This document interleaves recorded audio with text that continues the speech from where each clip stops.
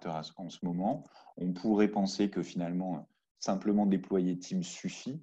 Nous, on pense assez fortement que ça ne suffit pas, qu'il faut bien sûr accompagner, piloter, contrôler un peu aussi ce qui est fait.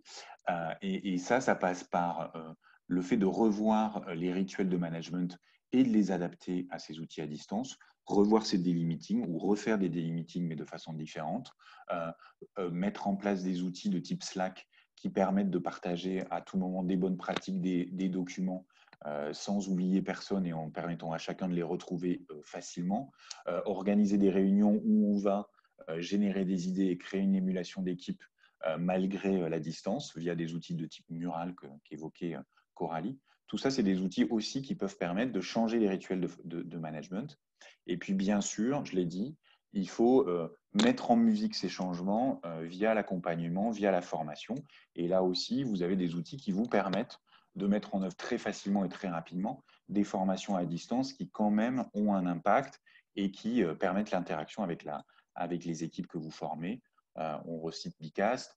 Le fait de pouvoir utiliser aussi dans les outils de visioconférence toujours la possibilité finalement d'être à plusieurs sur un rendez-vous et d'écouter ou d'enregistrer un rendez-vous pour y revenir et pour débriefer votre collaborateur commercial et le coacher comme ça, ce sont aussi des outils très pratiques pour ça. On vous a cité un outil qui sort un peu du collaboratif pur, mais qui s'appelle Incentive, qui est une application mise en place par cette start-up qui permet finalement de gamifier aussi la relation avec vos collaborateurs et via smartphone, de leur envoyer des petits challenges ponctuels, de partager des résultats, de les féliciter, de leur pousser aussi des tutoriels sur des sujets ou des formations sur des sujets en e-learning ou en micro-learning.